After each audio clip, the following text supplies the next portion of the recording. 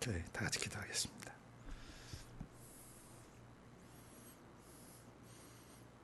고마우신 아버지 하나님,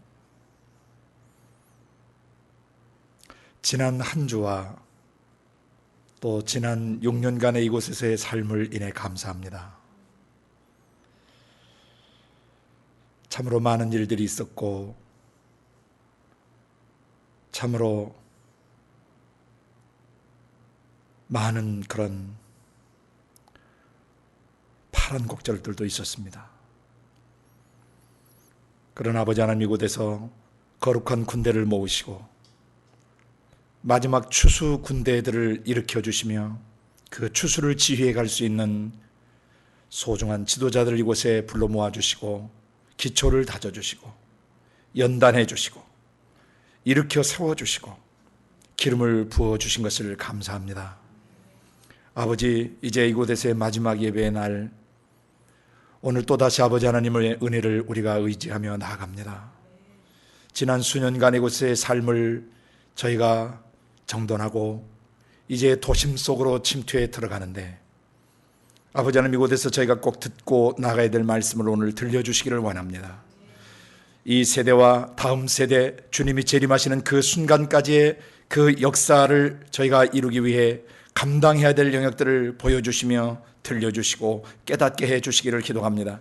무엇보다도 성령과 말씀으로 오늘 우리를 가르쳐 주시고 인도해 주시기를 원합니다. 우리뿐 아니라 조국 교회 한 북한 땅에 있는 고통당하는 영혼들과 그 지하교회 지체들과 전 세계 교회에 흩어져 복음 전하는 선교사님들과 그 선교사님들과 함께 또 그 현지에서 연그러진 열매들 동역하는 모든 사람들, 현지 형제자매들 모두를 성령과 말씀으로 오늘 축복해 주시고 말씀을 우리의 지성과 감성과 의지 속에 새겨주시며 성령이 쓰시는 직임자, 성령이 쓰시는 사람이 어떤 사람이어야 하는가를 오늘 선명하게 가르쳐 주셔서 오실 주님의 길을 온전히 준비하고, 그리고 모든 이방 나라와 민족 속에서 성경이 원하시는 대로 사람을 세울 수 있도록 기름 부어 주시옵소서. 오늘도 말씀을 증거하시는 이는 성령님이십니다. 지혜와 계시의 성령을 우리에게 부어주시고 우리의 부르심을 더 알아갈 수 있도록, 더 깊이 이해할 수 있도록 인도해 주시옵소서. 감사하고 예수님의 이름으로 기도드리옵나이다. 아멘. 볼륨을 조금, 요 볼륨 조금, 오케이.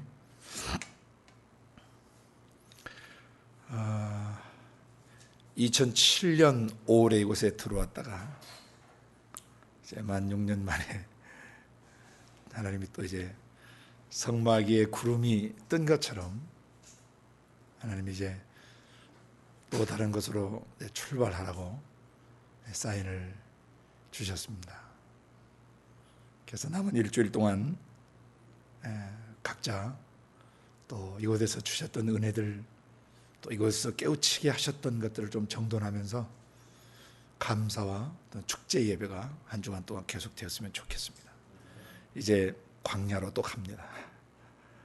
이스라엘 백성 민수기 1장 1절부터 10장 10절까지 광야에 나가 싸울 만한 20세 이상의 사람을 계수하라는 명령을 받고 60만 3,550명에 가까운 60만 군대가 광야로 나가기 위해 준비하고 있었습니다. 지금 우리는 60만은 안 되지만 60만 이상을 능히 담당할 수 있는 그런 초석들인 줄을 믿습니다. 그래서 마지막 그들이 광야로 나가기 위해서 아우리지 준비를 했던 것처럼 우리도 이번 민수기를 다시 한번 쭉 살펴봤으면 좋겠습니다. 그리고 민수기 10장 11절부터 36장까지와 또 신명기, 그 내용들 우리가 또 다시 한번 좀 돌아보는 시간들이 됐으면 좋겠습니다. 지난 시간에 이어서 우리 안에 계신 성령님이 행하시는 일들을 우리가 계속 듣고 배우기를 원합니다. 성령님 우리 안에서 뭐 하십니까? 말하시는 분이십니다. 아버지의 영이 우주 밖에서, 우주 공간 안에서 우리 육체와 마음 속에서 말씀하고 계십니다. 그래서 우리 일생에서 가장 중요한 기반은 아버지의 성령이 기록된 말씀을 통해 우리에게 말씀하시는 것을 듣는 것입니다. 그 말씀을 들을 때 두 번째, 성령이 바로 죄 죽이시고 죄 태우시고 죄 씻는 일을 해주신다 그랬습니다. 거듭난 우리 영혼에 자주 사단 마귀 귀신들이 그 생각을 집어넣고 감정을 교란시키고 우리의 의지를 연약해 만듭니다. 그때마다 우리 안에 계신 아버지의 성령께서 우리를 인치시고 보증해 주시면서 우리의 속사람을 이렇게 세워주시고 죄에 대해서 의에 대해서 심판에 대해 세상을 책망하시면서 우리 안에서 죄를 이길 수 있는 그런 힘을 주고 계십니다. 우리 죄를 씻어주고 계십니다. 오염될 때마다 우리가 죄를 자백하면 우리를 씻으셔서 육신 벗는 그날까지 우리를 완전히 그리스도를 닮은 사람으로 빚어가고 계시는 것입니다. 죄 문제를 성령께서 다뤄주시지 않으면 어떤 사람도 그 속사람이 온전해질 수 없습니다. 인간의 자각과 인간의 이성으로 자기의 죄를 없앨 수가 없습니다. 윤리, 도덕, 철학으로 인간의 죄의 뿌리는 뽑히지 않습니다. 죄는 다뤄지지 않습니다. 오직 예수 그리스도의 십자가의 그 죽으심을 통해서만 죄는 처형되고 죄의 권세는 힘을 잃게 되는 것입니다. 성령님이 그 십자가에 세우신 예수님의 사역을 우리 안에서 재현하고 계시는 것입니다. 세 번째로 죄 문제가 다뤄지면 또 뭐가 일어납니까? 죄 문제가 거쳐진 우리의 영혼 안에 하늘이 열려서 하나님의 마음이 열려서 하나님 마음 속에 있는 비밀의 경륜과 섭리가 계시되어집니다. 지혜와 계시의 성령의 역사가 일어납니다. 하나님을 알게 하고 우리의 마음 눈이 밝혀지게 하셔서 부르심의 소망을 깨닫고 거룩해진 무리들에게 주시는 그 영광스러운 기업이 얼마나 풍성한가를 인식시켜 주시고 그 다음에 아버지 그 강력하신 힘으로 역사하심을 따라서 믿는 우리에게 베풀으신 능력이 얼마나 엄청난 것인지를 알게 해 주십니다. 우리 안에 어마어마한 파워가 들어와 계시다는 거예요. 지혜와 계시의 성령의 역사를 계속 이루어주시면서 우리 속사람을 이렇게 세워주십니다. 그리고 나서 예수님이 성령에 이끌려 광야로 가셨던 것처럼, 그래서 세상 시험을 이기셨던 것처럼 예수님 육체 속에서 역사하셨던 그 성령이 오늘 우리 육체 속에 들어오셔서 네 번째로 하시는 일은 우리를 광야 세상으로 이끄셔서 세상을 이기게 하세요. 시험을 이기게 하세요. 육체의 소욕을 좇지 않고 성령의 소욕을 좇아 살 수 있도록 우리 속사람을 이끌어가고 계시는 것입니다. 이 기초 네 가지가 되어 있는 사람들, 그 사람들이 바로 성령 안에서 하나님의 자녀됨의 기반이 구축되어 있는 사람들이에요. 그 기반이 깔려 있는 사람들이에요. 이 자녀됨의 기반이 견고해질수록 하나님께서 그들에게 계속 성령의 나타나심과 직임의 기름 부으심을 통해서 그를 사역자로 준비시키시는 겁니다. 그래서 우리는 지금 다섯 번째, 성령이 은사와 직임을 주셔서 우리를 하나님 나라의 일꾼으로 준비시키는 이 내용들을 배워가고 있는 것입니다. 그 다음 여섯 번째는 뭐라고 그랬습니까? 성령이 우리를 다스리는 지도자로 세워가신다 그랬죠. 사회 재반 영역에서 가정 영역, 종교 영역, 교육계, 그 다음에 정치계, 경제계, 언론, 매스컴, 문화, 예술, 스포츠 영역에서 뭐 할 수 있도록 다스리는 지도력을 발휘할 수 있도록 준비하시는 것입니다. 이제 요 다섯 번째 은사와 직임, 일꾼 단계가 넘어서면 천국의 지상 지도력을 발휘할 수 있도록 우리를 이끌어 가신다는 것입니다. 기대가 됩니다. 그리고 마지막 성령님이 일곱 번째 그 우리 삶의 기반 사역이 뭐냐면 권능을 우리에게 주셨어요. 성령이 임하실 때 권능을 주셨어요. 우리에게 권능을 입히셨어요. 지금 그래서 예루살렘과 유대와 사마리아와 땅 끝까지 이르러 천국 복음을 전파케 하시고 목양하게 하시고 제자화하게 하시면서 우리를 세계 선교를 감당하는 지도자로 이끌어 가시는 것입니다. 그게 마지막 하이라이트예요. 성령이 마지막 모든 그리스도인의 삶을 어디로? 땅 끝까지 세계 선교 현장 속으로 이끌어 가시기까지 성령은 이 사역을 쉬지 않으십니다. 우리는 그 선교 현장으로 나가기 위한 지금 마지막 준비들을 하고 있는 것입니다. 아멘. 그래서 다섯 번째, 지난 시간에 이어서 은사와 직임, 그 성령이 쓰시는 직임자, 성령이 기름 부어 세우신 사역자들 31번째 강의를 하게 됩니다. 31주차. 오늘 본문은 요한복음 3장 1절에서 21절. 그동안 마태, 마가, 누가복음에서 요한복음 그 앞장까지 성령님이 쓰시는 사역자는 어떻게 자신을 준비해야 되고 그 사역자가 어떤 기초 사역들을 해야 되는가를 배웠습니다. 아멘. 오늘 요한복음 3장 1절부터 21절까지 우리가 한번 같이 읽고 말씀을 나누도록 합니다. 바리새인 중에 니고데모라 하는 사람이 있으니 유대인의 관원이라. 다 같이 읽습니다. 그가 밤에 예수께 와서 가로되 라삐어 우리가 당신은 하나님께로서 오신 선생인 줄 아나이다. 하나님이 함께 하시지 아니하시면 당신의 행하시는 이 표적을 아무라도 할 수 없음이니이다. 예수께서 대답하여 가라사대 진실로 진실로 내게 이르노니 사람이 거듭나지 않으면 하나님 나라를 볼 수 없느니라. 니고데모가 가로되 사람이 늙으면 어떻게 날 수 있삼나이까? 두 번째 모태에 들어갔다 날 수 있삼나이까? 예수께서 대답하시되 진실로 진실로 내게 이르노니 사람이 물과 성령으로 나지 아니하면 하나님 나라에 들어갈 수 없느니라. 육으로 난 것은 육이요 성령으로 난 것은 영이니 내가 네게 거듭나야 하겠다는 말을 기히 여기지 말라. 바람이 힘으로 불매 내가 그 소리를 들어도 어디서 오며 어디로 가는지 알지 못하나니 성령으로 난 사람들은 다 이러하니라. 니고데모가 대답하여 가로되 어찌 이러한 일이 있을 수 있나이까? 예수께서 가라사대 너는 이스라엘의 선생으로서 이러한 일을 알지 못하느냐? 진실로 진실로 내게 이르노니 우리는 아는 것을 말하고 본 것을 증거하노라. 그러나 너희가 우리 증거를 받지 아니하는도다. 내가 땅의 일을 말하여도 너희가 믿지 아니하거든 하물며 하늘 일을 말하면 어떻게 믿겠느냐? 하늘에서 내려온 자 곧 인자 외에는 하늘에 올라간 자가 없느니라. 모세가 광야에서 뱀을 든 것 같이 인자도 들려 하리니 이는 저를 믿는 자마다 영생을 얻게 하려 하심이니라. 하나님이 세상을 이처럼 사랑하사 독생자를 주셨으니 이는 저를 믿는 자마다 멸망치 않고 영생을 얻게 하려 하심이니라. 하나님이 그 아들을 세상에 보내신 것은 세상을 심판하려 하심이 아니요 저로 말미암아 세상이 구원을 받게 하려 하심이라. 저를 믿는 자는 심판을 받지 아니하는 것이요 믿지 아니하는 자는 하나님의 독생자의 이름을 믿지 아니하므로 벌써 심판을 받은 것이니라. 그 정죄는 이것이니 곧 빛이 세상에 왔을 때 사람들이 자기 행위가 악함으로 빛보다 어둠을 더 사랑한 것이니라. 악을 행하는 자마다 빛을 미워하여 빛으로 오지 아니하나니 이는 그 행위가 드러날까 하며 진리를 좇는 자는 빛으로 오나니 이는 그 행위가 하나님 안에서 행한 것임을 나타내려 함이라 하시니라. 아멘. 말씀을 읽으실 때는 큰 소리를 읽으셔야 돼요. 오물오물 읽지 마세요. 왜냐하면 선포할 때 생명의 역사들이 일어나는 것이에요. 녹화 방송을 들으시는 분들도 말씀을 큰 소리를 내서 읽으시길 바랍니다. 네.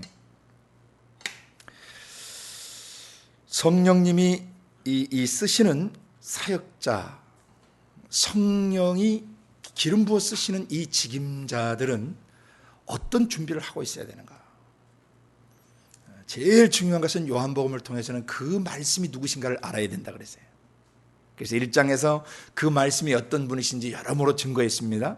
2장에서 그 말씀이 하시는 가장 중요한 첫 번째 표적은 그 말씀을 통해서 하나님 아버지와 연합하고 결혼하는 그런 관계. 그래서 물이 변하여 포도주 되게 하는 경험을 사역자 자신도 해야 되고, 그 다음에 그를 통해서 그가 사역할 때 그의 그 섬김을 받는 사람들도 그런 표적을 경험해야 돼요.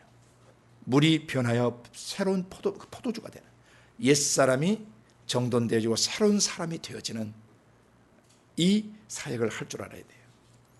그 다음에 그 말씀 예수는 성전을 청결케 하시는 분이시다 그랬어요.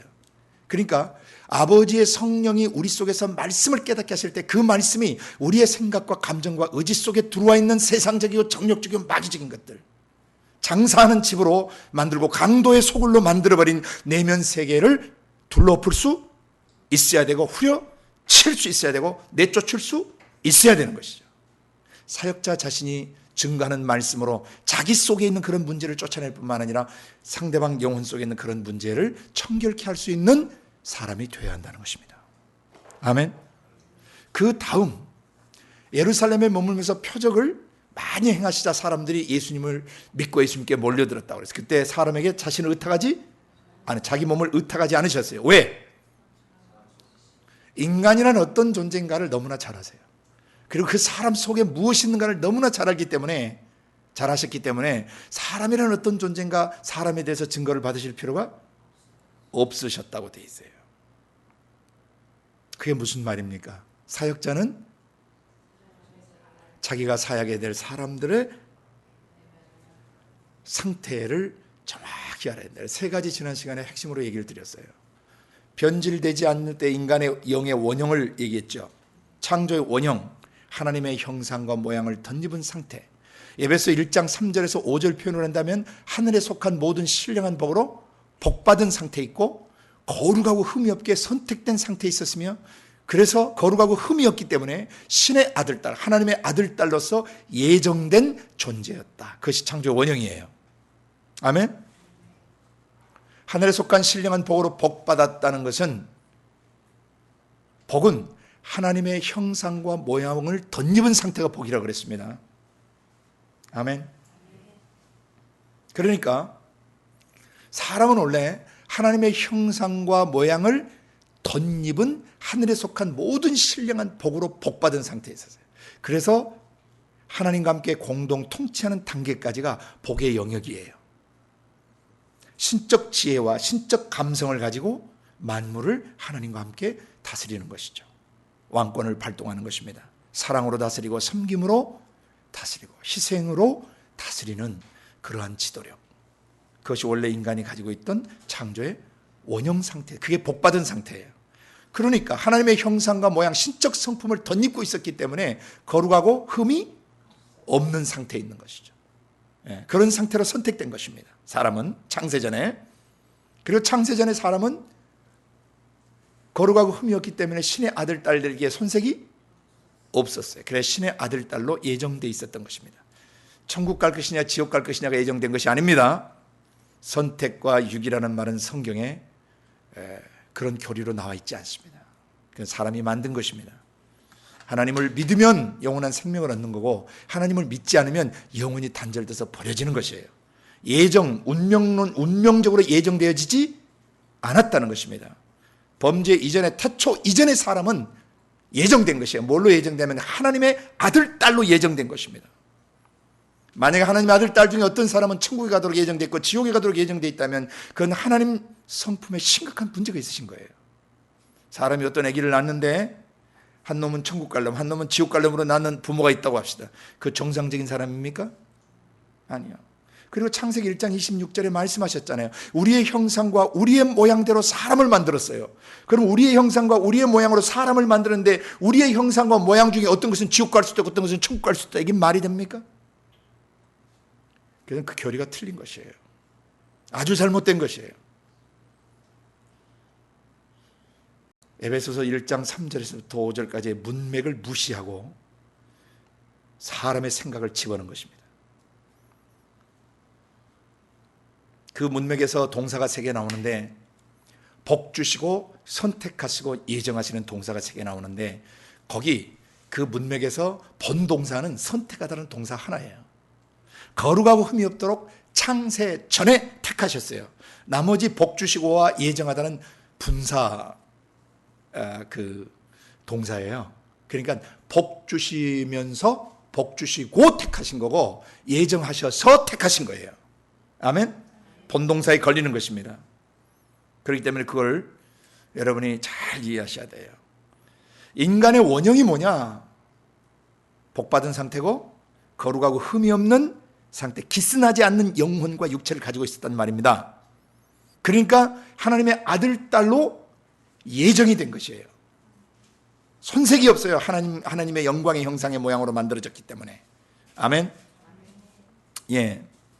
그래서 창조의 원형, 사람이 누군가를 사역자는 정확하게 이해하고 있어야 돼요. 그러니까 이것은 오늘 개인 적용을 한다면 원래 사람에게서는 더러운 것이 나오지 않게 돼 있어요. 아멘. 음란 안 나옵니다. 미움 안 나옵니다. 분노 안 나옵니다. 살인 안 나옵니다. 짜증, 신경질, 절망, 좌절, 우울, 대인 기피증, 대인 공포증, 우울증, 폐쇄공포증, 협심증, 이런 모든 질병들까지 수많은 편집증, 이런 육체적 또 정신적 질병들 원래 사람에게서 안 나오게 돼 있어요. 영육간에. 그런데 지난 시간에 얘기드린 두 번째, 사람이 뭐로 말미암아? 사단 마귀와 그놈의 속임수에 넘어가서 죄를 짓게 되면서 창조의 원형에는 아무 문제가 없습니다. 원래 우리 원형에는 아무 문제가 없었는데 심각한 문제가 생겼다 그랬죠. 죄가 들어오면 한 사람으로 말미암아 죄가 세상에 들어왔어요. 죄가 들어오는 경로는 사람의 생각에 마귀적 생각, 감정, 의지를 집어넣는 것이에요. 그래서 예수님은 이 두 번째 변질된 인간의 상태를 뭐라고 규정하시냐면 마귀 자식이라고, 너희는 너희 아비 마귀에서 났다라고 요한복음 8장 44절에 증언하세요. 그 말은 무슨 말이냐면 마귀의 생각, 마귀의 감정, 마귀의 의지를 본성으로 깔고 세상에 태어난 존재란 뜻이에요. 그래서 사람 이해를 하실 때 저 인간이 왜 저러나? 저게 인간이냐? 이제 이렇게 하면 안 된다는 거죠. 왜? 저 사람이 원래는 저런 존재가 아니었다는 것을 사역자는 성령과 함께 깊이 인식하고 있어야 된다는 것입니다. 이 인간이 왜 이래? 저 인간이 왜 이래? 또 부부간에도 이거 아내가 남편이 왜 이러고 자식들이 왜 이러는가? 그거 고민 백날에도 못 풉니다. 받아들이셔야 돼요. 그게 타락한 인간의 실존 상태예요. 이 두 번째 심각한 인간의 원인, 이 타락된 상태를 이해하셔야 된다는 겁니다. 인류 역사의 모든 문제는 바로 이 죄로부터 시작된 겁니다. 죄는 무엇입니까? 사단, 마귀, 귀신들의 그 영체, 그 인격체들의 생각, 감정, 의지가 바로 사단, 마귀, 귀신들이에요. 그래서 이 사람을, 두 번째 변질된 사람을 자유케 하기 위해서 누가 오신 거예요? 그 말씀이 오신 거예요. 뭘 입고 오신 겁니까? 사람의 육신을 입고 오신 겁니다. 왜 육신을 입으셨습니까? 자녀들이 혈과 육에 속하였음에 그도 또한 한 모양으로 혈과 육에 속하신 이유는 그 육신의 죽음을 통해서, 자신의 죽음을 통해서, 사망을 통해서, 사망으로 말미암아 사망의 세력을 지닌 자, 죽이는 힘, 죽이는 파워를 가지고 있는 마귀를 없이 하려고 나타나시고, 그 마귀에게 매어 죽기를 무서워함으로 일생에 매어 종노릇하는 영혼들을 풀어주시려고 말씀이 육체 입고 오신 것입니다. 아멘. 의를 행하는 자는 하나님께 속하지만은 죄를 짓는 자는 마귀에게 속합니다.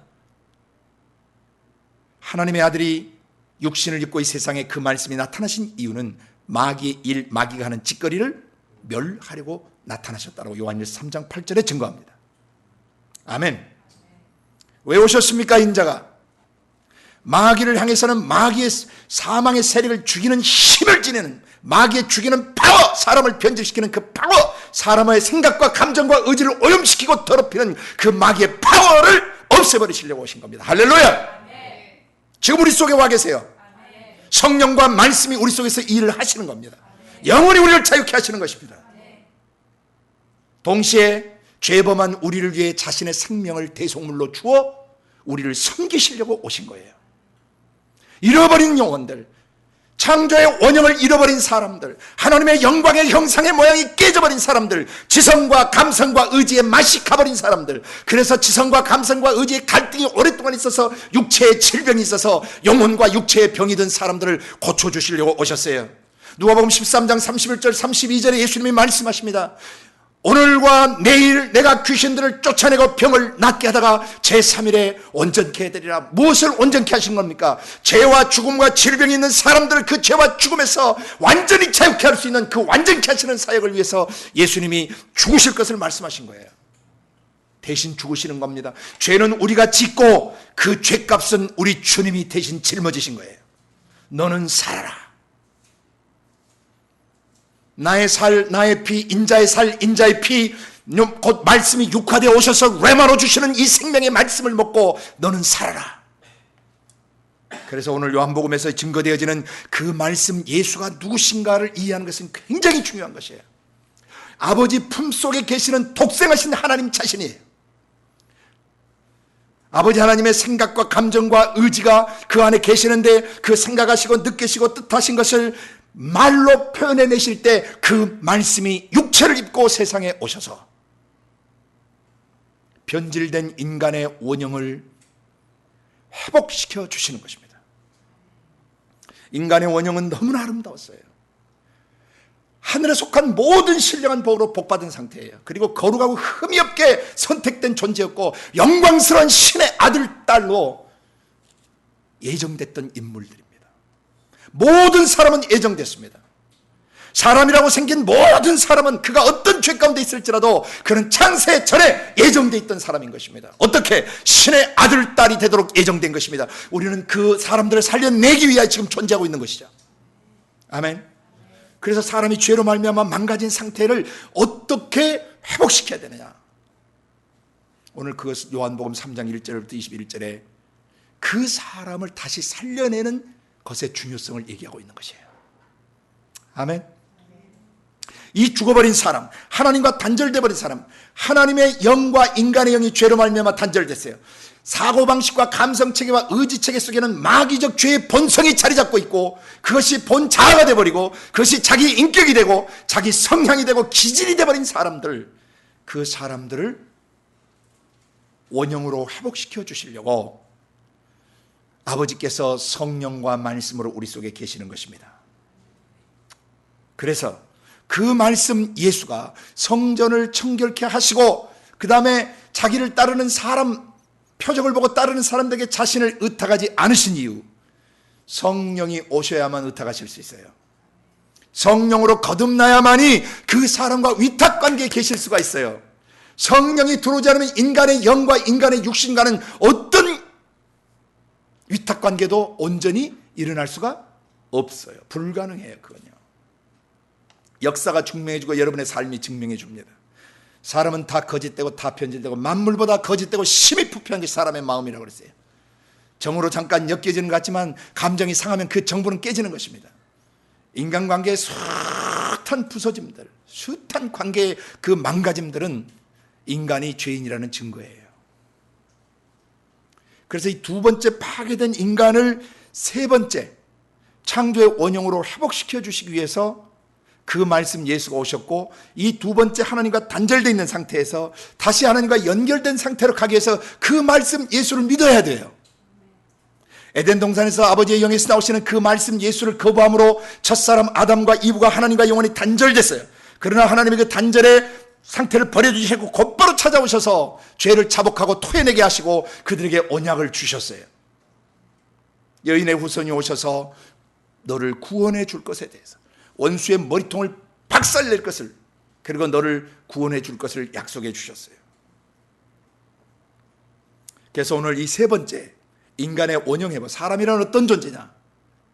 사단 마귀하고 동격이고 사단 마귀와 동일시된 존재며 사단 마귀의 생각과 감정과 의지를 자기 육체와 마음속에 간직하고 있는 존재예요. 예수 믿기 전에는. 이 사람을 창조의 원형으로 회복시키기 위해서 이 세 번째 사람, 원형의 사람, 변질되고 타락한 사람, 이 사람을 다시 원형의 상태로 회복시켜 주시기 위해서 예수님이 오늘 니고데와의 만남을 통해 전 인류에게 계시하시는 것입니다. 이해가 되십니까?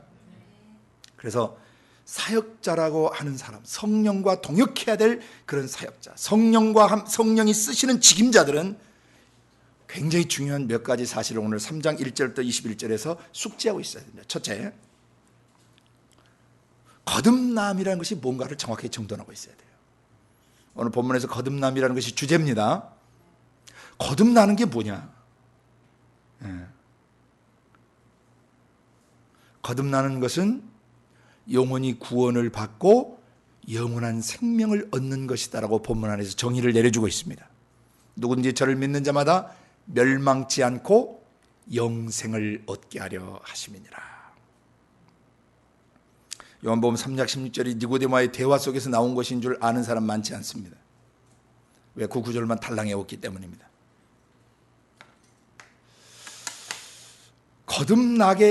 거듭남이 무엇이며 어떻게 해야 사람을 거듭나게 할 것인가도 알고 있어야 돼요. 성령하고 동역하시려면 그거 알아야 돼요. 성령이 어떻게 사람을 거듭나게 하는가, 그 어떤 것이 거듭남인가. 그 다음 두 번째, 거듭난 사람의 삶의 특징을 알아야 돼요. 거듭나게 하는 법을 알아야 되고, 거듭남이 무엇이고 거듭나게 하는 것이 어떤 것인지 거듭나게 하는 법을 알아야 되고, 거듭난 이후, 거듭났다면 그 삶이 어떻게 해야 되느냐. 하나님 나라를 볼 수 있어야 되고 하나님 나라에 들어갈 수 있어야 돼요. 들어가는 법을 알아야 돼요. 그렇지 않으면 그거 모르면 그 사람 거듭난 사람 아니에요. 종교적 신자예요. 유사 기독교인이에요. 구원 못 받아요. 천국 못 갑니다. 목자 잘 만나야 합니다. 거듭남의 원리를 확실하게 성령과 함께 가르쳐주고 체험시킬 수 있는 그런 기름 부음 있는 사역자가 되셔야 돼요. 이것은 기독교에서 가장 중요한 기초예요. 이 거듭남, 좀 이따 본문을 통해서 좀 더 나누겠지만 이 스케치를 먼저 여러분 하셔야 된다는 거예요. 그 다음에 거듭나지 않는 사람들의 삶의 특징이 나와요. 여기 죄를 제대로 다룰 줄 몰라. 빛과 어둠을 구별을 못해요. 수많은 사람들이 예배당에 출입하지만은 청함받은 사람은 많지만 택함받은 사람은 적다라고 하신 예수님 말씀대로 자기 영혼이 거듭났는지 안 거듭났는지 정확하게 정돈하는 사람들 만나기가 쉽지 않은 시대에 살고 있습니다. 요한복음 3장 1절부터 21절까지의 내용을 통해서 이 세 가지 핵심 내용들을 사역자는 깊이 숙지하고 있어야 돼요. 첫째 뭐예요? 거듭난다는 게 뭐냐? 그리고 사람을 어떻게 거듭나게 해줘야 하느냐? 그걸 알아야 사역자예요. 그걸 모르면 그 가짜 사역자입니다. 아주 오래전에 제가 아는 어떤 분이 어린이 사역을 하시던 분인데 수많은 목회자들을 모아놓고 뭐 그 교단에 초청했는지 어느 뭐 지방 노회에서 초청했는지 수많은 목사님들이 모였는데 거기 가서 이제 뭐 어린이 전도에 관해서 막 얘기를 하려고 하시는지 어쩐지 모르겠는데 하려고 하는데 성령님께서 말씀 나누기 전에 너 이 사람들 거듭남부터 확인하라고 그래서 이분이 그러셨다 그래요. 아니 주님 누구 여기서 얻어맞아 죽는 거 보고 싶으십니까? 목사님들 앞에서. 그런데 성령이 2번, 3번 계속 강력하게 얘기하시니까 그분은 말에 지혜가 있으신 분이에요. 어떻게 또 해서 자연스럽게 그 말을 하나님이 하도록 기름을 부어주셨어요. 너무나 충격받으신 거예요. 거듭남의 원리를 쫙 설명하고 나서 혹시 목사님들 중에서 아직 이런 체험이나 이런 인식이 없으신 분들 잠깐 자리에 있으셨으면 좋겠다니까 엄청난 목사들이 일어나더라는 거예요.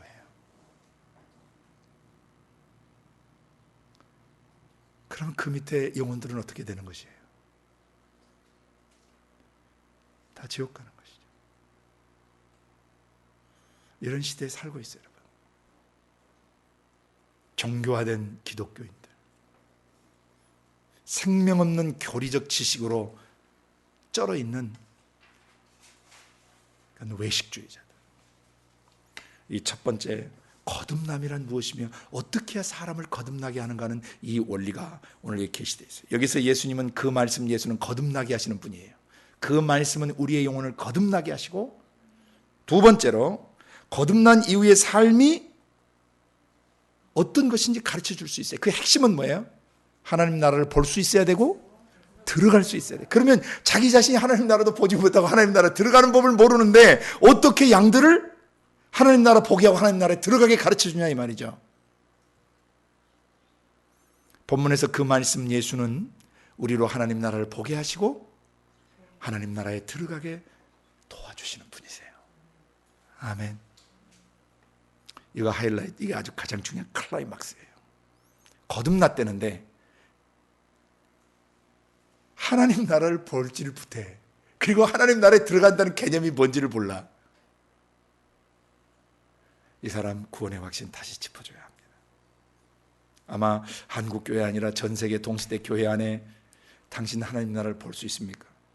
당신 하나님 나라 들어갈 줄 아십니까? 얼마나 많은 분들이 이 요한복음을 따라서 바로 대답할 수 있을지 모르겠습니다. 만약 이것이 제대로 인지되어 있지 않다면 우리에게는 중대한 사명이 있는 것입니다. 아멘. 세 번째 뭐에게 있죠? 거듭나지 않는 사람들을 버려두면 안 된다는 거죠. 예배당에 들어왔는데 예수를 10년, 20년, 30년 믿었는데 종교적으로 믿을 수 있어요. 지적 동의로 믿을 수 있어요. 어떤 순간의 감성의 터치로 뭔가 자기가 구원받은 것처럼 느낄 수 있어요. The almost Christians, 유사 기독교인들 똑같아. 99%가 똑같을 수 있어요. 내 마지막 속사람 영혼이 예수 피로 씻겨져서 정말 하나님 나라가 보여지고 하나님 나라에 자기 삶이 들어가지는 그 경험이 분명한 사람. 그 사람은 거듭났지만 그것이 분명하지 않는 사람은 아주 위험한 사람들이에요. 우리 이 사람들을 도와줘야 되는 것입니다.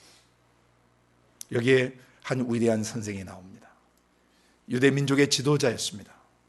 그리고 그는 바리새파 정통이었던 것으로 이해되어집니다. 그는 사내들은 공회 국회의원이었습니다. 민족 최고 의결기관, 오늘날로 얘기하면 가장 높은 의회 존귀한 공회 회원이셨습니다. 그리고 사람이 늙었는데 어떻게 어머니 모태에 들어간다는 겁니까? 라고 말하는 걸 봐서 나이가 꽤 드신 분이라는 것을 알 수 있고, 예수님이 이때 사역 초기셨기 때문에 이제 나이가 30살, 갓 30 넘은 젊은이십니다. 어린 요한의 눈에는, 요한 전승에 따르면 요한이 18살 때 갈릴리에서 주님을 만나 쫓았다고 하니까 요한이 많이 먹었지 때 18, 19을 넘어가지 않는 나이로 볼 수 있습니다. 그날 밤에 예루살렘에서의 이 경험은 그에게 충격이었습니다. 물이 변하여 포도주 되는 것도 첫 번째 놀라운 충격이었지만, 예루살렘에 도착하자마자 그 높은 제사장들과 서기관과 바리새인들 다 있는 데서 막 상 둘러엎으시고 이 놀라운 퍼포먼스를 행하신 선생님을 아주 두려움과 경외심이 아주 겹쳐서 바라보고 있던 때, 그날 밤에 예루살렘에서 많은 표적을 행하셨는데 그날 밤에 나이가 지긋이 드신 어르신이, 그리고 굉장히 공부를 많이 하시고 지체 높으신 이분이 밤에 조용히 자기들 머무는 곳에 찾아오셔서 자기 선생님과 대화하는 것을 요한은 보고 들었던 것입니다.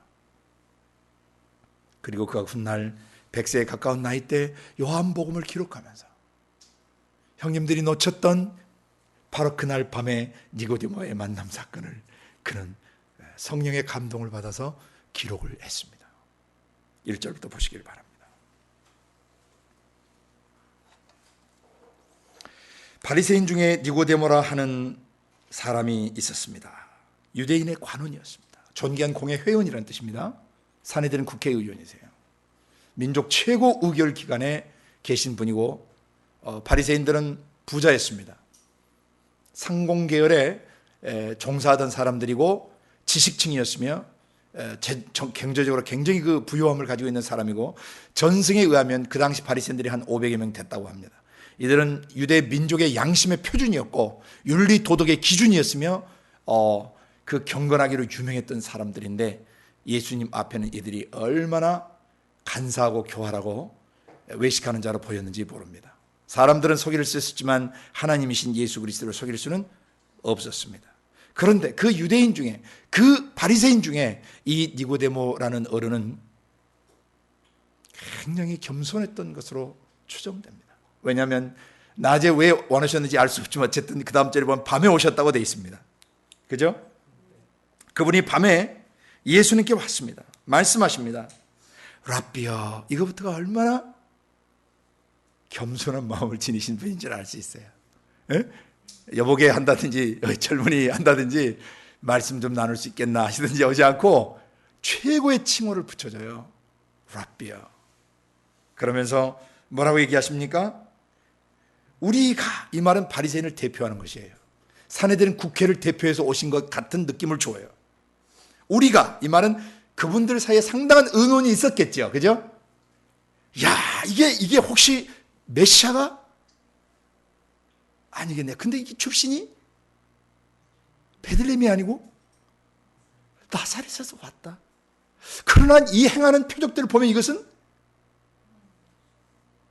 역사 속의 어느 선지자도 어떤 사람도 행하지 못한 놀라운 일들을 행하고 있다는, 내용은 안 나와요. 무슨 내용인지. 그러나 거기서 보면 이분의 증언에 의하면 당신이 하나님께로서 오신 선생인 줄 압니다. 왜냐하면 하나님이 함께하지 아니하시면 이런 종류의 표적들을 어떤 사람도 행할 수 없습니다. 예루살렘 체류 기간 동안에 요 앞절에도 예수님이 표적을 행하자 사람들이 몰려들었다고 그랬지 않습니까? 그러나 민중의 지도자인 이 바리새인과 이 서기관들은 이 움직이는 사람들의 술렁거리는 사태를 가만 좌시하고 볼 수는 없었던 것이죠. 나중에 세례 요한이 막 군중들을 모아서 설교하고 그들을 세례 줄 때 예루살렘에서 서기관과 바리새인들이 파병해야 하네요. 메시아인지 알아보고 오라. 세례 요한이 나는 메시아가 아니라고. 그럼 당신은 무슨 권리로 이걸 주느냐? 아, 나는 내 뒤에 오시는 분을 드러내기 위해서 지금 일을 하고 있는 것이다. 니고데모가 엄청난 충격을 받았던 것으로 추정됩니다. 거짓 표적을 분별할 수 있는 경건이 그분에게 있었어요. 사단 마귀의 역사를 분별할 수 있는 그 기본적 소양과 통찰력은 이분에게 있으셨어요. 이것은 분명히 하나님의 손이 나타난 것이에요. 신구약 중간사 400년이 넘는 오랜 시간 기간 동안 선지자였던 시대에 지금 이분이 증거하는 말씀이나 행하시는 행동들이나 이분을 통해서 나타나는 표적과 기사와 능력들은 하나님이 임재해 계시다면 도저히 일어날 수 없는 건데, 그렇다면 이분이 메시아인가? 혹시 이분이 뭔가 메시아의 전조를 알리는 오리란 그 엘리야인가? 여러 의구심이 있었을 수 있습니다. 왜? 진짜 민족을 사랑했고 메시아 오시기를 간절히 사모했던 그런 경건한 분으로서 예수님에게 와서 이 말을 걸어서 예수님이 무슨 대답을 하면 그 다음에 뭘 논해보고 싶었었겠어요? 혹시 오시리란 메시아십니까? 하나님 나라가 지금 당신을 통해서 오는 것입니까? 유대 민족의 해방, 유대 민족의 회복, 400년이 넘게 진리게지고 또 포로 생활 속에서 200년 이상 진리게졌던 유대의 처절한 역사 속에 수백 년의 역사의 어둠을 걷어내고 이제 영혼의 여명이 오는, 민족의 그 새 희망이 오는 메시아가 혹시 메시아의 나라가 혹시 당신과 함께 오는 것입니까? 아니면 당신이 그 메시아의 나라를 오게 하는 엘리야십니까? 아니면 당신이 메시아십니까? 하는 이런 그 확인을 하고 싶은 마음이 있었을 수밖에 없는 것으로 추정되는 거죠. 그래서 운을 띄우셨어요. 그랬더니 예수님의 대답은 너무나 생뚱맞으셨습니다. 아, 네, 이렇게 하시지 않고 바로 무슨 얘기를 하십니까? 3절에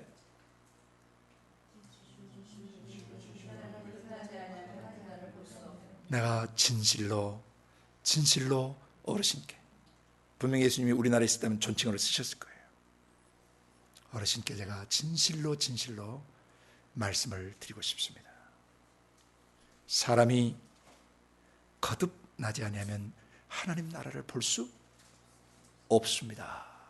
그러니까 이 니고데모의 가슴 속에 무엇에 대한 질문이 있었다는 것이에요. 그렇습니다. 예수님이 그것을 먼저 짚어버리신 거죠. 하나님 나라, 메시아의 나라, 그토록 다윗과 솔로몬 시대에 염원하고 꿈꾸어서 신정 국가를 세우고 신정 통치의 역사를 그들이 누릴 수 있었지만, 잘 아시는 것처럼 남왕국과 유당국의 불순종과 실패로 제1성전 시대는 처참하게 무너져 버렸고, 다음에 또다시 포로 귀환 후에 70년 뒤에 와서 또 제2성전 시대를 허락했지만 또다시 무너져 버렸고, 그리고 또다시 신구약 중간사는 400년이 넘는 개나긴 암흑 시대를 통과해 오다가 지금 이 로마의, 세계에서 가장 강한 로마의 압제 속에 지금 살고 있어요. 하나님 나라에 대한 그리움, 오시리란 메시아, 그분이 오시면 우리를 압제했던 모든 나라와 민족들을 한순간에 쓸어버리시고 초계같이 쓸어버리시고 태워버리시고, 다윗과 솔로몬 할아버지 시대의 그 영광스러운 그 나라, 주변의 모든 국가가 조공을 바치고 무릎 꿇던 그 영광스러운 통치 시대를 다시 그들은 꿈꾸고 있었던 것이죠. 초대교회의 시오니즘을 꿈꿨던 사람들이에요. 시온의 영광을 꿈꿨던 사람들이에요. 그런데 예수님은 굉장히 중요한 화두를 던지셨습니다. 거듭남과 하나님 나라를 봄. 메시아의 나라를 보고 싶으십니까? 그 신정국가, 신정통치의 영광을 보고 싶으십니까? 이 비참한 민족의 역사 속에 하나님의 위대한 통치가 다시 재현되는 것을 선생님 보고 싶으십니까? You must be born again 그러셨어요. 반드시 거듭나셔야 합니다 그랬어요. 그러자 이 선생님이 충격을 받았어요. 아니 웬 뚱딴지 같은 소리를 하는가? 뭐라고 대답하셨습니까? 사람이 늙었는데 어떻게 다시 난단 말입니까? 두 번째 어머니 뱃속에 들어갔다 나와야 된단 말입니까? 그럴 수가 있겠습니까? 그랬더니 예수님이 5절에 다시 친절하게 거듭남이 무엇인가를 정확하게 부연 설명을 해주세요. 거듭남이 뭐냐? 랍비여, 내가 진실로 진실로 이 어르신께 제가 말씀을 드립니다. 사람이 물과 성령으로 나지 아니하면 하나님 나라에 들어갈 수 없습니다. 아까는 거듭나면 하나님 나라를 볼 수 없다 그랬는데 이제는 거듭나지 않으면 하나님 나라에 들어갈 수 없다. 보는 문제하고 들어가는 문제 두 개의 이슈를 예수님이 연거푸어 지금 계시해 주고 있는 것입니다. 그러면 3절에 나오는 거듭남이 5절에서는 어떻게 더 구체적으로 설명됩니까? 그렇죠. 물과 성령으로 태어나는 것이 거듭남입니다. 라고 정의를 내려주신 겁니다. 할렐루야. 그럼 물과 성령으로 다시 태어나는 게 뭐냐? 자, 거듭나다라고 하는 헬라어 동사를 보면은 겟나오는 나타나는 동사인데 그의 부사가 하나 쓰여요. 거듭이라고 하는 부사, 거듭나다라고 하는 겟나오 옆에 뭐가 뭐냐? 아노센이라는 부사가 붙어요. 아노센. 이거 굉장히 중요합니다. 써놓으세요. 아노센. 아노센이라는 이 부사는요, 영어로 얘기하면 from above, 위로부터라는 뜻이 있고, from above, 위로부터, 또 하나는 from a higher place, 더 높은 곳에서라는 뜻을 갖고 있어요. 거듭이라고 하는 아나,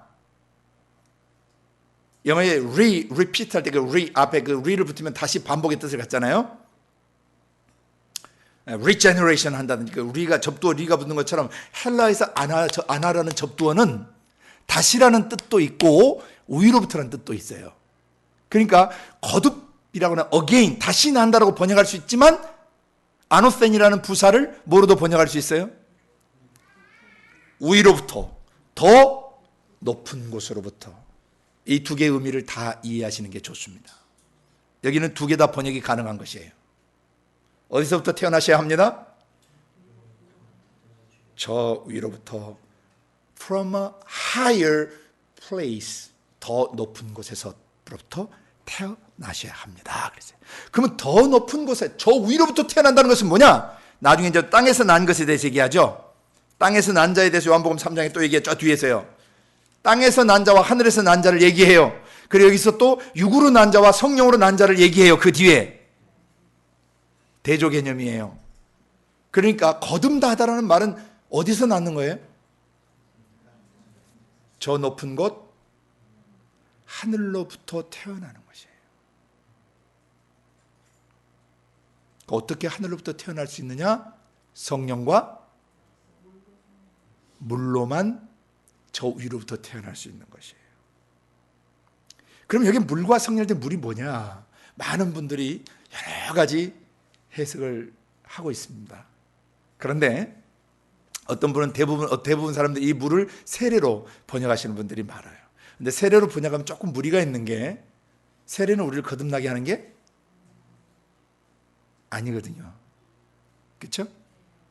세례는 거듭난 사람이 받는 거예요. 그래서 이것을 세례로 해석할 때는 조금 무리가, 물세례로 해석할 때는 조금 무리가 있다. 본문의 문맥상, 그죠? 물과 성령으로 거듭나는 거예요. 이때 물은 거듭남의 결정적 역할을 하는 것이에요. 그렇죠? 그러니까 이것은 세례받는 게 아니라는 것이죠. 여러분도 그렇게 이해를 하십시오. 세례받는 게 아닙니다. 그러면 이 물을 어떤 개념으로 이해해야 되냐? 거듭남의 관점에서 이 물을 풀어야 돼요. 그렇죠? 왜? 물과 성령으로 거듭나는 거니까. 그럼 여기서 물과 성령이라는 개념을 여러분이 거듭남이라는 동사와 함께 연결시켜서 설명을 한번 해보십시오. 거듭나다라고 하는 것은 아기를 낳는 것을 비유를 하는데, 아기 낳을 때 가장 중요한 게 뭐예요? 엄마 태와 그 태 속에 양수죠. 무슨 말인지 이해되세요? 지금 하나님께서 이 영적인 양수 개념으로 얘기를 하시는 거예요. 성령이 사람을 거듭나게 하는데, 성령이 거듭나게 하시려면은 엄마 태 속의 양수가 그 배란시키고 그 안에 생명을 유지하게 만들어주고 살게 만들어주는 것처럼 성령이 쓰시는 생명의 양수가 있어야 된단 말이죠. 거듭남이 중요한 거예요. 그래서 물과 성령은 성령께서 어떤 양수를 쓰실까? 말씀의 생명수죠. 레마의 말씀의 생명수로 성령이 거듭나게 하는 것입니다. 내가 너에게 일러준 말로 너희는 이미 깨끗해지고, 그 다음에 에베소 5장 26절에 레마의 말씀 안에서 물의 씻음으로 이렇게 직역한다 그랬죠. 원문은 너희를 그렇게 깨끗하게 해서 교회로 세우셨다 이 말이에요. 교회는 어떤 존재냐? 레마의 말씀으로 씻겨진 자들이에요. 이것을 디도서 3장 5절에서는 중생의 씻음과 성령의 새롭게 하심으로 거듭 구원받고 거듭났다라고 얘기해요. 너희가 거듭난 것은 썩어질 씨로 된 것이 아니라 항상 살아있는 하나님의 말씀으로 거듭났다라고 베드로서에 증언합니다. 그러니까 거듭나게 하는 것은 뭐예요? 성령과 그 말씀이에요. 무릇 하나님의 영으로 인도를 받아야 하나님의 아들들이 될 수 있고, 그 말씀을 영접해야, 그 이름을 믿어야 구원을 얻고 하나님의 자녀가 되는 것입니다.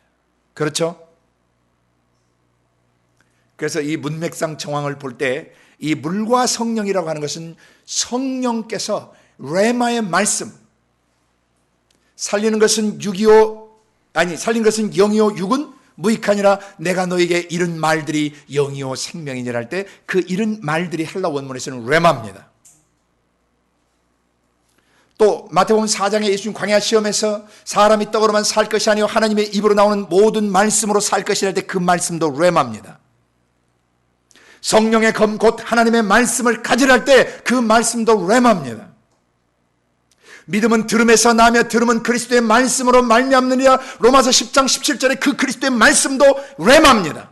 레마의 말씀을 들을 때 믿음이 생기고, 레마의 말씀이 우리 안에 들어올 때 그 말씀이 검이 되고 칼이 되고 무기가 되는 것입니다.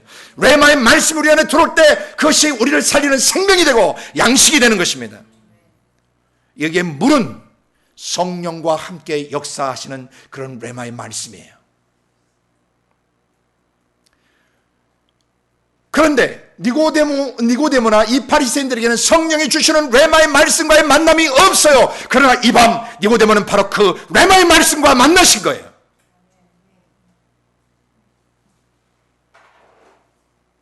말씀이 육화되어 오신, 레마화 되어 오신 그 하나님 자신을 니고데모가 지금 만난 것이에요. 영광스러운 시간입니다. 그런 훗날 이 기억을 잊을 수가 없었을 것이에요.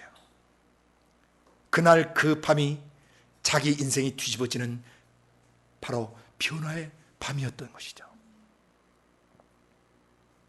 그 말씀 예수를 만나서 그 말씀께서 직접 거듭남의 비밀을 니고데모 선생에게 풀어주고 계시는 거예요.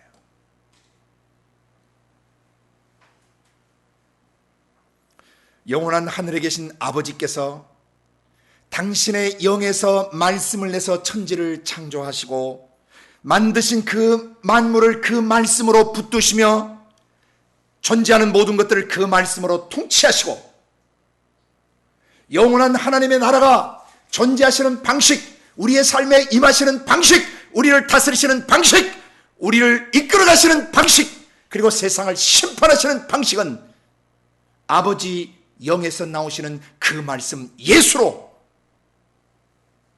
우리를 찾아오시고 임하시고, 그 예수, 그 말씀 예수로 우리를 통치하시고, 그 말씀 예수와 함께 우리를 이끌어 가시고, 그 말씀 예수로 지상세계를 심판하시는 것입니다. 오늘 니고데모 선생님은 바로 그 말씀이 육화되어 오신 분을 만나신 거예요. 거듭남이 경험되는 밤 시간에 서 있는 것입니다. 어떻게 거듭나느냐? 아버지의 영이 말씀을 모하실 때 우리의 지성과 감성과 의지 속에 깨닫게 하시고 경험시키실 때, 그래서 우리의 의지의 결단을 도와 우리가 마귀적 지정과 연합됐던 죄를 회개하고 버리며 아버지 영이 싸우신 그 말씀, 그 아들을 믿을 때, 그 말씀이 내 지성과 감성과 의지에 자리 잡으실 때 바로 그 순간 거듭나는 것입니다. 마치 엄마가 10개월 가까운 시간 동안 태 속에 양수를 가지고 아이의 생명을 돌보고 그 탯줄로 영양을 공급해서 그 아이의 생명을 유지시키는 것처럼 성령께서 한 사람을 거듭나게 하기 위해서 오랜 시간 동안 성령의 태 안에 그 영적 태 안에 그 사람의 생각, 감정, 의지를 에워싸시고 하나님이 오랫동안 작업하시다가 어느 날 어느 시점에 그가 지적으로 깨닫고 감정적으로 느끼며 의지적으로 결단해서 자기 죄를 자복하고 하나님께 돌아오게 되는 그 순간, 그는 바로 거듭나는 것이에요. 전 인류를 성령께서 보듬어 안고 계신다고 창세기 1장 2절에 계시했습니다. 하나님의 영이 수면에 운행하시다. 그 수명은 바로 영적 양수와 같은 것들이에요. 피조세계, 죄를 범하기 전 피조세계에 영원한 생명을 주는 그 원리가 바로 성령이 보듬어 안고 뭐 하시는 거예요? 말해 줌으로 생명이 유지되게 하시는 거예요. 인류 역사가 끝날 때는 예수님이 재림하시는 순간에는 성령께서 더 이상 말씀하시지 않고 끝내버리세요. 그 말씀이 오시면 그게 마지막 말씀이에요. 다 이루었다. It is done. It is finished. 그러면 하늘과 땅에 존재하던 모든 것들이 다 사라져버리는 것입니다.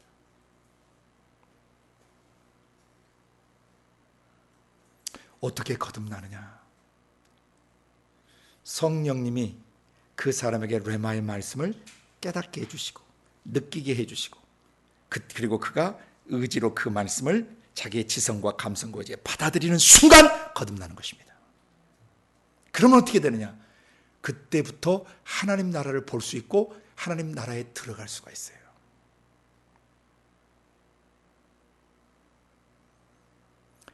하나님 나라를 보고 하나님 나라에 들어가는 경험을 하는 이 경험이 없는 사람들은 거듭난 사람이 아닙니다. 종교인들입니다. 그래서 목자들이 필요하고 성경 교사들이 필요하며 하늘이 열린 하나님의 사람들이 필요한 것입니다. 여러분과 제가 그런 사람으로 준비되어야 되는 것입니다.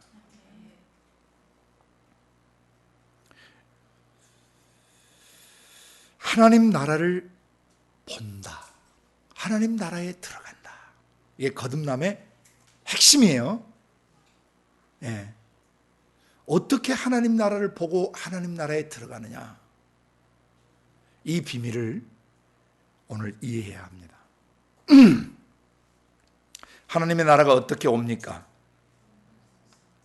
성령과 말씀으로 오세요. 천국은 무슨 막 인간의 육안에 막 금가루가 막 날리면서 뭔가 이게 막 향내가 나면서 뭔가 빛과 번쩍가 휘황찬란해서 짠짜잔짠짠 하고 오는 게 아니에요.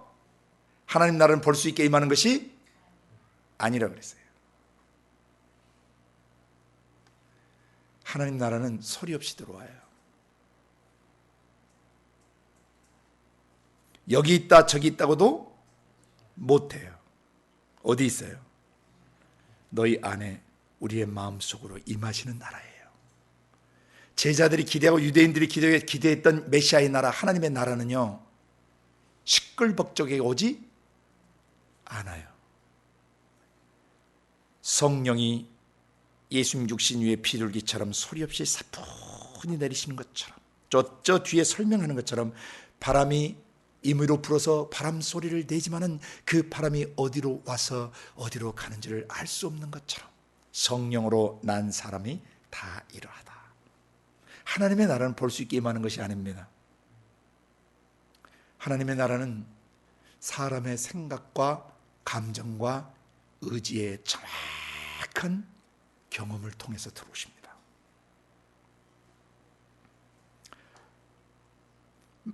로마서 14장 17절에 바울 사도는 하나님 나라는 먹고 마시는 나라가 아니다. 이 말은 율법의 규례나 조항을 따라서 이건 먹으면 되고 저건 먹으면 안 되는 그런 규례나 조항 가지고 경험되는 나라가 아니다.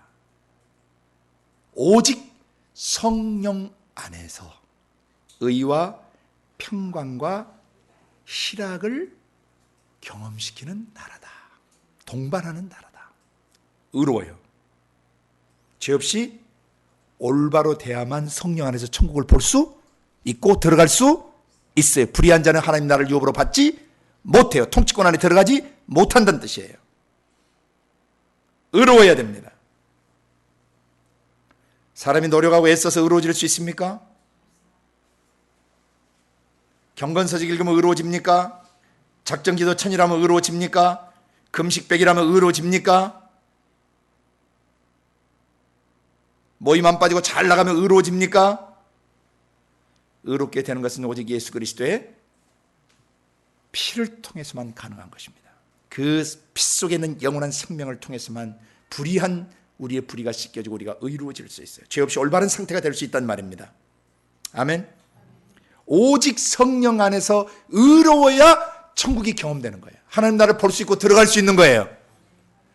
의로움이 자기의 거듭난 영혼 안에서 경험된 사람들은, 의롭게 됐다는 것을 경험하는 사람은 반드시 그 다음에 뭐가 따르면 평안이 따라요. 의와 평강. 이 평강은 하나님과 화목된 관계를 말해요. 하나님하고 나 사이에 먹구름이 없는 관계예요. 하나님의 영과 내 영 사이에 투명해요. 내가 물질계 안에 있지만은, 내가 물질계 안에 있어도 영원한 세계와 나와 연결되어 있고 하나님의 심장과 내 심장이 연결되어 있어서 우리 둘 사이에, 하나님과 우리 사이에 아무런 막힘이 없고 거리낌이 없고 어둠이 없는 그런 관계를 화평의 관계, 평화의 관계, 샬롬의 관계라고 말하는 것입니다. 하나님의 나라는 그 샬롬의 나라입니다. 평화의 나라입니다. 그 속에 뭐가 있냐면 안정감 있고 안식이 있고 평화가 있는 것입니다.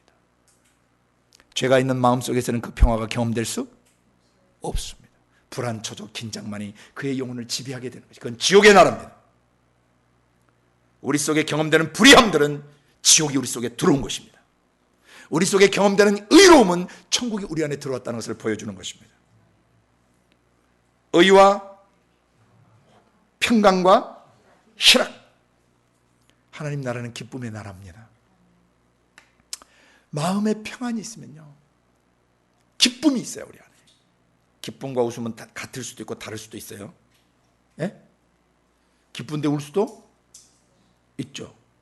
또 웃는데 기쁨이 없을 수도 있어요. 도둑놈도 웃고 창녀도 웃고 사기꾼도 웃고 폭군도 웃고 정신병자도 웃습니다. 그렇다고 해서 그 안에 기쁨, 카라, 이 기쁨이 있는가? 이 기쁨은 세상에 없어요. 하늘에만 있어요. 어떤 환경과 상황 속에서도 기쁨을 잃지 않게 되는 나라가 하나님 나라예요. 왜? 내가 지금 죽어도, 나 죽이려면 죽여라. 지금 죽어도 아버지 집으로 난 간다. 마귀, 너는 나를 잘못 건드렸다. 너는 나를 파괴시키려고 건드렸지만 이 문제의 인연에서 나는 또 아버지와 더 가깝게 됐고, 내가 주께를 더 주만 의지하게 됐고, 더 주님만 사랑하게 됐다. 이게 정상적인 거듭난 그리스도인들이에요. 하나님의 나라는 무엇 나라예요? 오직 성령 안에서만 경험되는 나라예요. 자기 영 안에서 경험 못해요. 마음씨 좋은 사람들 속에서 경험 못해요. 성령 안에서만 경험되는 나라예요. 성령 안에서 뭘 경험하느냐? 의와 평강과 기쁨, 희락이 있는 그런 나라가 하나님의 나라다. 부분적으로 설명해 주신 거예요. 하나님 나라를 봐야 되고 하나님 나라에 들어가야 되니까. 거듭나면 하나님 나라를 어떻게 보게 되느냐? 또 어떻게 그분의 통치권 안에 들어가느냐? 시간이 많이 지나서 다음 시간에 이어서 계속 하도록 합니다. 6월 첫 주에 이제 나누게 되겠습니다. 그러나 오늘 여기까지 우리가 보는데, 오늘 모두에 던져드렸던 세 가지 질문 중요합니다. 거듭남이란 무엇이냐? 뭐죠? 물과 성령으로 나는 거며 위로부터 높은 데서 다시 태어나는 거다. 아멘. 내 영이 하늘과 다시 연결돼서 태어나는 건데, 하늘과 다시 연결돼서 태어나려면, 그 거듭나려면은 성령, 물과 성령의 역사가 있어야 한다. 성령님이 레마의 말씀 생명수를 영적 양수로 우리를 감싸주시고 그 양수를 우리 안에 공급해 주셔야만이 우리가 하늘에서 날 수 있고 높은 데서 날 수 있다. 그러니까 나중에 좀 더 뒤에 이제 다음 시간에 다룰 때 들어갔지만 이것이 구원이고 영원한 생명을 얻는 것이에요. 거듭난다는 것은 구원받는 것이고 영원한 생명을 얻는 것이다 라고 정의를 내려줘요. 그러니까 여기에서는 물과 성령으로 거듭나는 법을 이제 계시해 주셨어요. 그 다음 거듭난 이후에 이 삶의 특징, 그건 뭐예요? 하나님 나라를 볼 수 있어야 되고 그 하나님 나라에 들어갈 수 있어요. 언제? 죽어서 살아서. 육체가 살아있는 날 동안에 경험해야 돼요. 죽어서 천국 가는 게 아닙니다. 육신 입고 있는 날 동안 천국 안의 삶을 살아야 합니다. 그래야 영혼을 준비하기 때문이에요. 그리고 세 번째는 뭐라고 그랬습니까? 거듭나지 않을 때 사람들의 특징이 무엇인가 이제 니고데모와 저 마지막 부분의 대화들을 보면 나타나죠. 이런 일을 이해할 수가 없는, 그게 뭔 소리인지를 못 알아먹는 것이에요. 오늘 시간이 너무 많이 지나서 여기까지만 합니다. 그래서 5절인가요? 네. 오늘은 5절까지 보도록 합니다. 오늘 여러분이 이제 정돈하셔야 됩니다. 사람의 속이 어떠한 것을 친히 알았다면 그 사람을 뭐 하게 해야 돼요? 거듭나도록 도와줘야 돼요. 거듭나려면 어떻게 해야 돼요? 물과 성령으로 주님을 만나게 도와줘야 돼요.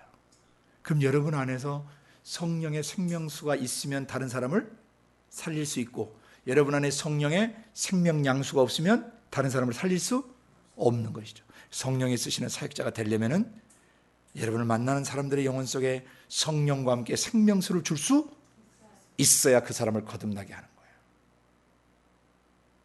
그 거듭남은 추상적인 게 아닙니다. 지성과 감성과 의지에 분명히 경험되게 되어 있습니다. 곧 성령이 레마시켜 주시는 말씀이 나의 지정의에 경험되면 그 순간 거듭남을 경험하고, 그때부터 하나님 나라 보는 법을 배우고 하나님 나라에 들어가는, 그 통치권 안에 들어가는 삶을 살게 되는 것입니다. 거듭났다고 하는데 하나님 나라를 보지 못하고 하나님 나라의 통치를 보지 못하고 하나님 나라의 통치권 안에 자기가 들어가질 않아. 그럼 이 사람은 거듭난 사람이 아니에요. 성령으로 인도함을 받는 사람이 아니에요. 말씀으로 인도함 받는 사람이 아니에요. 그는 다른 영으로 인도함을 받는 사람이에요.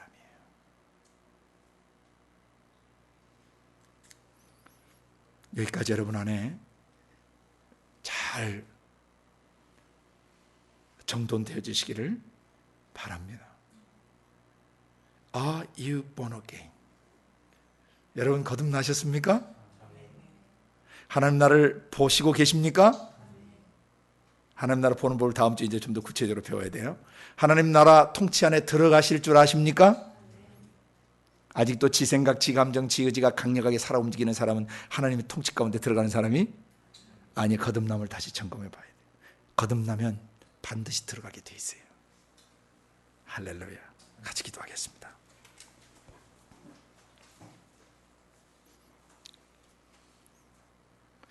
우리를 사랑하시는 아버지, 인류 범죄에 의해 아버지와 단절되어 있던 이 사람들을 버려두지 아니하시고 그 말씀을 육신 입게 하셔서 내보내시고 그 육신의 죄를 정하사 우리 육체와 마음으로 짓는 모든 죄를 대신 지게 하시고 십자가에 죽이실 때에 마귀적 지정의와 우리의 지정의와 변질된 그 마귀의 지정의를 기반으로 형성된 우리의 성깔, 기질, 습성, 성향, 그리고 우리의 육체와 마음 속에 남겨진 모든 죄와 저주와 질병까지 십자가에 다 없애버리신 것을 감사합니다. 주님, 이 바른 복음의 말씀을 성령 안에서 깨달을 때 우리 영혼이 거듭나는 것을 믿습니다. 아버지의 성령으로부터는 그 말씀 바로 깨닫고 바로 믿고 결단할 때 거듭나게 된다는 것을 가르쳐 주셔서 감사합니다. 우리 하나님 나라를 보기 원합니다. 하나님 나라에 들어가 살기 원합니다. 죽어서 말고 이 땅에 머무는 동안 온전히 하나님의 나라가 어떻게 역사하시는지를 보고 하나님의 통치권 안에 들어가서 성령과 동행하는 일생 살기를 원합니다. 아버지의 뜻 이루는 지상생애 되기를 원합니다. 성령과 말씀으로 우리를 계속 인도해 주옵소서. 거듭나지 못한 영혼들을 바로 거듭나게 할 수 있는 통로자들로 사용되게 하여 주옵소서. 감사하고 예수님 이름으로 기도드리옵나이다.